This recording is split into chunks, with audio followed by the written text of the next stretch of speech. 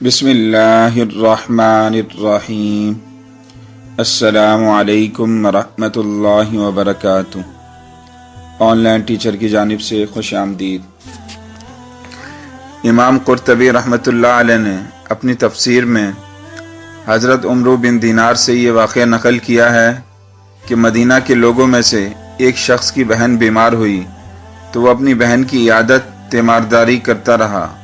फिर वो मर गई तो इसको दफन कर दिया और कब्र में यही शख्स दफन के मौके पर उतरा था। इसके पास जेब में दीनार की एक थैली थी। वो कब्र में गिर गई तो बाज़ लोगों के ताउन से कब्र खोद कर देखा तो कब्र में आग दहक रही है।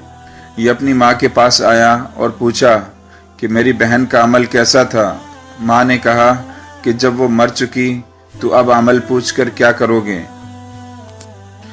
मगर जब इसने इसरार किया तो माँ ने बताया कि तेरी बहन एक तो नमाज को ताख़ीर करके पढ़ती थी और दूसरे जब पड़ोसी सो जाते यानी सोने के लिए दरवाज़ा बंद कर देते तो जाकर इनके दरवाजे पर कान लगाकर इनका तजस्सुस करती और इनकी पोशीदा बातें मालूम करती थी।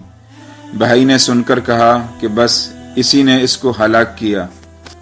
बड़ी इबरत का किस्सा है, अल्लाह सबकी हिफाजत करे।